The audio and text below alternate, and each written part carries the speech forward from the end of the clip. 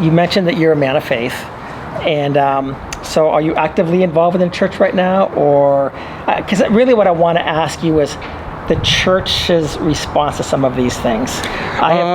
You just opened that wound. Okay. Go. I think I don't need to say anything else. I'm going to let you talk. Okay.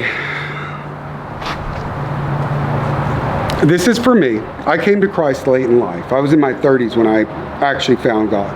I've had multiple burning bush experiences over the course of following Christ, and I've needed them because I'm not always great about following the way I should. I did a lot of bad things in the past, a lot of unsavory things. So I've lived that life, and I know this life. I'm a product of a horrible divorce. I didn't see my father from the time I was 4 to the time I was 16. I've experienced all this stuff, and maybe that's why I got drawn to it eventually. I don't know. But as far as my faith goes, I go to specifically wherever I'm living, faith-based, Bible-based church.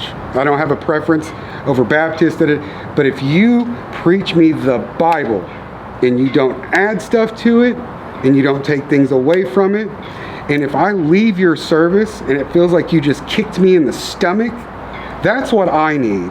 I don't need you to tell me how wonderful it is and great and how I'm going to get rich, and because A, that's not in the Bible, and it doesn't help me. It doesn't convict me, because I'm a person who needs to be called out and convicted, because I can justify anything over time in my own head. Right. So I need a brutally honest, hey, you want to get married in our church? No, we're not going to marry y'all, but we want you to come back.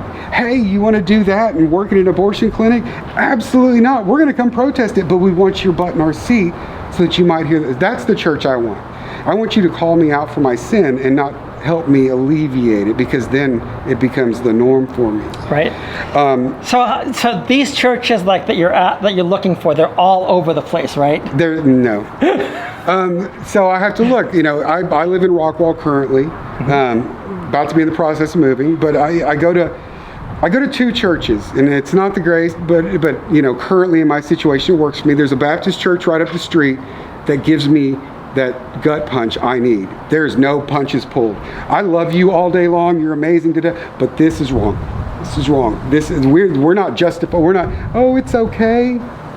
Don't worry about it. You're forgiven. Christ died for your sins. And then they glaze over the part about how we're supposed to repent, make amends, fix it. And no. He's like, you didn't get up right now. Go out there and find that person. And fix it before you bring a gift to the altar. Because if you wait till tomorrow, you ain't gonna do it. But if you're feeling it now, get up. He said, I won't get offended.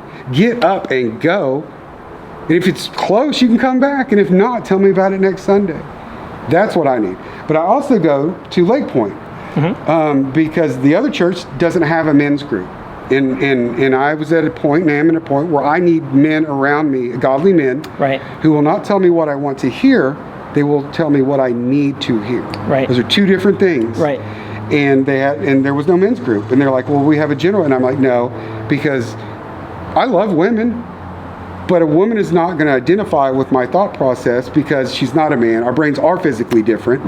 And I also can't confide in a woman without the risk of developing some kind of relationship I probably shouldn't. So I need, so I go here for the men's group. I go here for the sermon. And that's kind of what I do. But back to the thing about the churches, adoption, foster, and all that.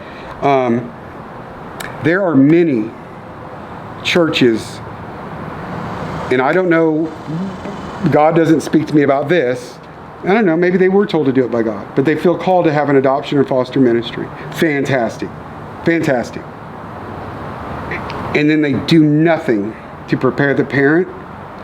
They do nothing to help the parent if they get one of these damaged, abused children. I've worked with children as young as 3 and 4 years old who have gotten a knife out of the kitchen and tried to stab the adoptive parents while they were sleeping. Not because it's an evil devil child, but because that's how damaged they were. And when they reach out to the church, I will pray for you. We'll pray for you. What good is that going to do? That's nonsense. Because when this kid gets prayer to be... is fine. No, prayer is great. If that's all, no. Hey, you're homeless and you're starving and you're on the side of the road. Be at peace. Hey, I'm going to pray for you, and I'm going to give you a sandwich. These churches aren't giving the sandwich. And I've met with many of them, and I don't know if I come across as a scam artist or whatever. Well, we don't really have it in our budget. So and I've worked with many families across this state who were roped into adopting, and often multiple children. You should never adopt more than one high needs child at a time, because it will potentially destroy your marriage and your life. Now, if you are I've seen people do it, but for the majority of them, it will destroy their marriage and their life because it is too much.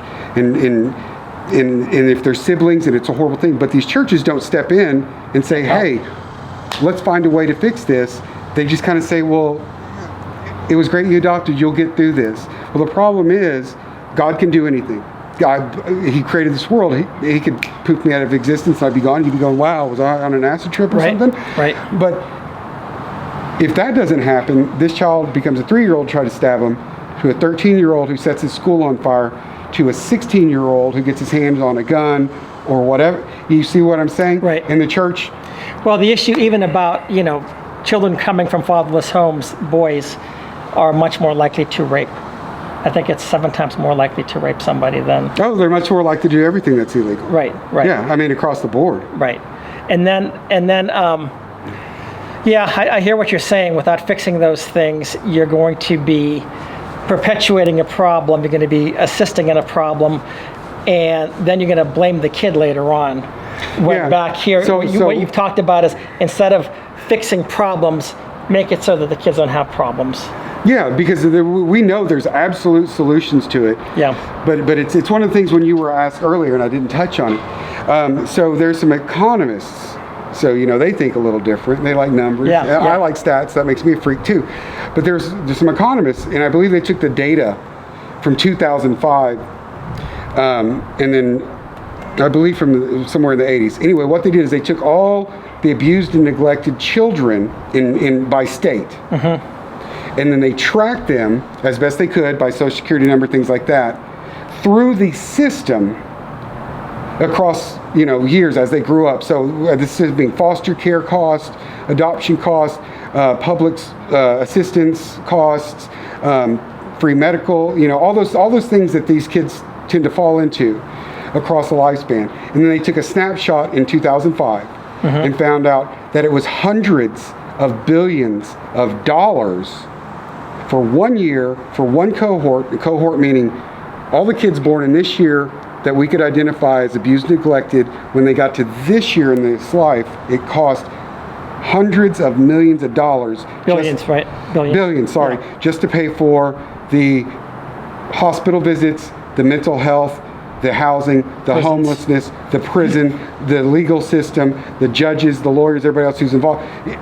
The treatment, it was hundreds of billions of dollars just for 1 year for one group when they reached a certain age, because nobody did anything on the front end. Right. And when you approach it, because I've met with the director of DFP or CPS, I've met with politicians and I've tried to meet with some who just refused to meet with me, but I can explain this. And they will nod their head and say, you're absolutely right. It would be so much cheaper to head it off here. Right. But the problem is we have bucket A and bucket B. Bucket A is mine, and I don't have the money to do your program. Bucket B is the prison system, the schools, everything else. But we need to keep pouring more money into this bucket. And bucket B is not going to loan me the money to fix it over here because they want to keep their money. Yeah. So we could potentially save hundreds of billions of dollars by heading it off with a big investment up front. Right. And the suffering for families, individuals, because this is a self-perpetuating cycle. Absolutely. When that kid grows up, gets married, has kids, abandons his family, now I've got 5 or 6 more. We're going to do the same thing. And it's just, I've got 100 more, and then that exponential growth. And that's what we have. So you mentioned churches with adoptions, but I also talk about churches with the issue of marriage and divorce. I mean, as a Christian, there are very limited reasons for divorce to take place. If I go to a church and they say they don't have a problem with divorce, I will turn around and walk out. Yeah. If they have, and this is me, and if I'm wrong, I will someday change my opinion if I'm proven wrong. Every church I go to, their statement on divorce is, we're sorry whether you instigated it or you were the victim of it, because you are a victim if someone divorces you. Right. It is an emotional abuse and assault. It really is. Right. We would not treat a sexual abuse person the same way we treat a victim. Oh no, yeah. Absolutely not. Yeah. Because it's a right. But you're also abusing the child. Right. But if you did that outside the context of a divorce to a child, you'd go to jail. Right. The exact same damage you're doing to a child outside the context of divorce would get you locked up in prison, actually. Yeah. So the goal is always reconciliation, unless, under certain circumstances, extreme circumstances, things like that. If the non-believer chooses to leave, you can let them leave. So there's an out for some people. Right. But every church that I have ever gone to, their stance on divorce was, it is wrong. If you initiated it, you need to fix it. We will not remarry you. If you want to marry this person who filed for divorce, and it was not one of those very specific circumstances, we won't marry you in our church. We want you to come, but we're not going to marry you and create an adulteress, and we're not going to do it. We will, and that's the message. But there's so many churches with progressive Christianity. It's not even Christianity, but that want to excuse all of our sins because Jesus died for them all. He sure did. So, but let me take that excuse, go rob a bank and molest a child. Yeah. And then I'm going to come back to you and say, but that's okay, right? Because Jesus died for my sins, and you're going to look at me like I'm sick. Right. But that's the way my mind is looking at you, because you believe that way. Right. Yeah. No, I've seen the churches, because the churches can be and should be